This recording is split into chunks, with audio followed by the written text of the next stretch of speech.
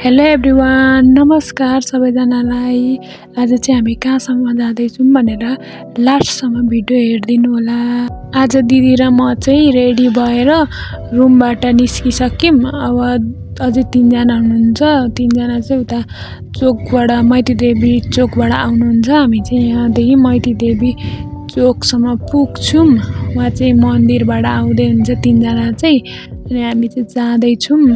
अनि हामीले चोकसम्म पुग्यौँ। अनि चोकमा कस्तो राम्रो राम्रो आँपहरू राखेको रहेछ, हेर्दै हेर्दै गयौँ। अनि जाँदैछौँ, चोकमा पुग्यौँ। अनि पुगेर पनि अझै आइसक्नु नै भएको रहेन रहेछ क्या। अनि हामी पर्खिँदै भिडियोहरू खिच्दै बसिरहेको थियौँ। अनि यताउति हेर्दै बस्दै गऱ्यौँ, तर पनि आउनु भएको थिएन क्या। अलिक निकै टाइम लाग्नु भयो। घाम पनि कति थियो, कस्तो घाम थियो हेर्नु न यहाँनिर। हामी त एक ठाउँमा शीतलमा गएर उभियौँ क्या, अलिक टाइम लाग्नु भयो उहाँहरू आउनलाई। अनि यहाँ छाता ओढिरहनु छ बाइक। अनि हामी आइसकेपछि चोकबाट सुन्धारा शहीद गेटसम्म पुग्यौँ। त्यहाँबाट थानकोटको बस चढेर गयौँ। जाँदैछौँ हामी सररररर जाँदैछौँ। अनि हामी चाहिँ यताउति हेर्दै राम्रो थियो क्या, राम्रो थियो सबै। अनि जाँदैछौँ गाडीमा चाहिँ 1 घन्टा जस्तो लाग्ने रहेछ त्यहाँसम्म जानलाई चाहिँ। अनि हामी हेर्दै हेर्दै जाँदैथ्यौँ। अनि हामी पुग्यौँ। अनि यहाँ पुगेर अनि एकछिन यताउति हेर्दैछौँ कस्तो रहेछ भनेर। अनि यहाँ चाहिँ टिकटहरू काट्ने ठाउँ रहेछ। अनि हामी टिकट काट्न पनि गयौँ। अनि नर्मलको लागि चाहिँ 50 र स्टुडेन्टको लागि चाहिँ 30 रुपियाँ रहेछ, डिस्काउन्ट गरिवरी। अनि त्यहाँ चाहिँ मेरो मात्रै कार्ड थियो। अनि डिस्काउन्ट गरिवरी गयौँ। अनि भित्र बसेर सबै थोक त्यो जूको जेब्राहरू, एलिफेन्टहरू सबै थियो। अनि हामी चाहिँ घुम्दै गयौँ। तर शीतल चाहिँ शीतल हुने क्या, वरिपरि रुखहरू भएर पनि होला शीतल थियो। अनि म चाहिँ त्यहाँ गएर पिङ खेलेँ। अनि हेर्नु न, पिङ खेलेछु म चाहिँ केटाकेटी जस्तै। अनि पिङ खेल्यौँ। त्यहाँ खेल्ने ठाउँहरू पनि केटाकेटीको लागि धेरै राम्रो थियो। अनि म चाहिँ पिङ खेलेँ। अनि एकछिन अनि अरूहरू पनि त्यहाँनिर खेल्नलाई स्टार्ट गर्दै हुन्थे। अनि यहाँ दिदीले पनि पिङ खेल्नुभयो, एकछिन खेल्नुभयो। अनि हामी चिप्लेटी खेल्ने भनेर क्या केटाकेटी भइदिएको हामी पनि एकछिन। अनि चिप्लेटी खेल्ने भनेर गयौँ। चिप्लेटी खेल्न चाहिँ लक्ष्मी दिदी र म गएको। अनि लक्ष्मी दिदी चाहिँ म त अड्किन्छु होला, म मोटी छु भन्दै म चाहिँ अलिक पातलो छु नि त, धेरै नै पातलो छु। अनि म त जहाँबाट पनि छिर्दिहाल्छु। म चाहिँ गएँ। अनि छिरेँ, निक्लेँ, मजा भयो। एकछिन त हाँस्यौँ पनि। के हो रोटी पिङ होला बच्चाको, थाहा छैन के हो त्यो चाहिँ। अनि यो नि खेल्यौँ एकछिन 3 जनाले। एक बुइनले चाहिँ घुमाइदियो।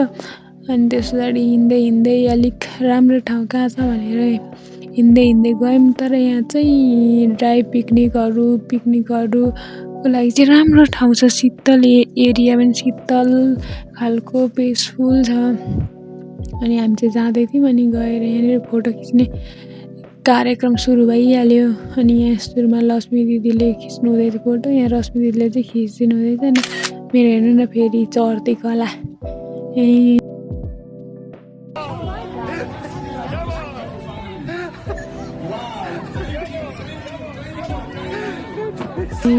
राम्रो शीतल थियो। अनि हामी चाहिँ भिडियो बनायौँ। भिडियो बनाउँदै यताउति हेऱ्यौँ, सबै हेऱ्यौँ। अनि त्यहीँ नजिकैबाट केबल कारहरू पनि मजाले देखिने रहेछ क्या। हामीले त त्यो पनि हेऱ्यौँ। अनि यहाँ चाहिँ एरोप्लेन कुदिरहेको थियो क्या, मैले खिच्दै हालेको।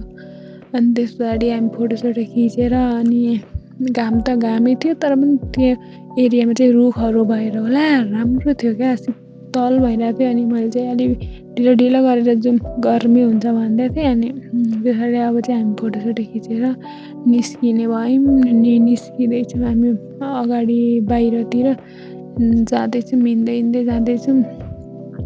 हिँड्दै हामी चाहिँ हेर्दै सबैतिर हेर्दै निस्किँदैछौँ। अनि यहाँ एकछिन हामीले भिडियोहरू पनि गऱ्यौँ, मतलब टिकटक भिडियोहरू बनायौँ, यताउति भिडियोहरू बनायौँ, बस्यौँ एकछिन। अनि फेरि हामी अब चाहिँ जाउँ, धेरै भयो। अब उता अलिकति अगाडि पनि अलिअलि घुम्नु छ, हेर्दै जाउँ। अब रात पर्न आँटिसक्यो भन्नुभयो। अनि त्यहाँनिर कति 4 जस्तो भइसकेको थियो क्या। अनि यहाँनिर यो मूर्ति पनि रहेछ। अनि त्रिभुवनको होला, यो चाहिँ त्रिभुवन पार्कै हामी गएको चाहिँ त्रिभुवन पार्क राम्रो छ, हेर्नु न राम्रो छ, घुम्न ओर्नलाई राम्रो शीतल एरिया। मलाई चाहिँ मन पर्यो। एज अ गर्मीमा जान चाहिँ धेरै राम्रो। अनि त्यहाँ दाइले चाहिँ यस्तो पोज दिनुहुँदैछ, मैले खिचिदिएको। अनि दिदीले चाहिँ आइज अब जाउँ हिँड, राति हुन्छ अहिले घर पुग्दा भन्दै भन्नुभयो। अब गाडीमा नि जानुपर्छ नि त 1 घन्टा जस्तो। अनि म चाहिँ ओर्लिँदैछु, हेर्नु न म गुटुङ कुदेर ओर्लिएँ। अनि यहाँनिर चाहिँ गाई र बाछा पनि रहेछ। अनि मैले हेरेँ नि यहाँ चाहिँ चिलको प्वाँख पनि रहेछ क्या, पखेटा।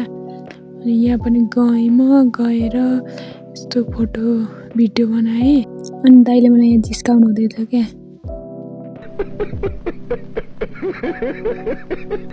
अनि हामी बाहिर निक्लिने भनेर निक्लिँदैछौँ। यहाँ चाहिँ म्युजियमहरू पनि रहेछ, तर हामी चाहिँ गएनौँ। त्यो म्युजियम उतापट्टि पल्लोपट्टि थियो, तर हामी चाहिँ त्यहाँ छिरेनौँ।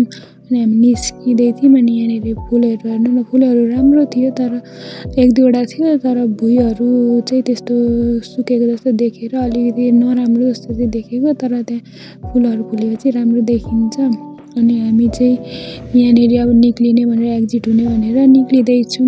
अनि दिदी निक्लिनु भयो, अनि म निक्लिएँ। राम्रो छ ठाउँ त राम्रो छ। यो चाहिँ कहाँ हो भने त्रिभुवन पार्क, जुन चाहिँ थानकोटमा रहेको छ। हजुरहरू भिजिट गर्न सक्नुहुन्छ।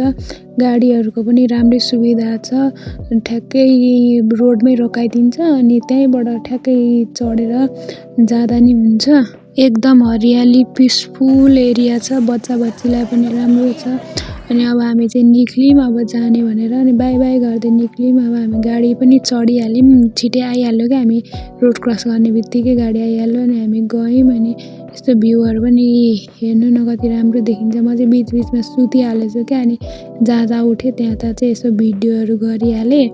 अनि यहाँ चाहिँ घरहरू कस्तो दामी दामी देखिरहेको थियो, पहाड एरिया, मतलब डाँडाकाँडा पनि राम्रो देखिरहेको थियो। अनि हामी चाहिँ यहाँ कलङ्की आइपुग्यौँ। हामीले चाहिँ वहीँ सुन्धारासम्मको बस चढेको। अनि अहिले चाहिँ हामी कलङ्की भर्खर आइपुग्यौँ।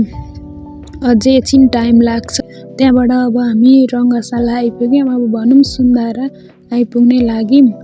अनि हाम्रो सानो धरहरा पनि हेर्न सक्नुहुन्छ। अनि हामी चाहिँ सुन्धारासम्म आइपुग्यौँ। अनि त्यहाँनिर सुन्धारामा रहेको केएफसीमा हाम्रो अर्को दिदीको अलिकति काम छ अरे नि, त्यो काम सकेर अनि हामी चाहिँ घरतर्फ लाग्छौँ। त्यहाँ ढिलो हुन्छ भनेर हामी उताबाट हतार आयौँ नि त। अनि केही खाएको थिइनौँ, अनि भोक लागिरहेको थियो, घरै गएर खाने भनेर। अनि हामी त्यहाँबाट निक्ल्यौँ।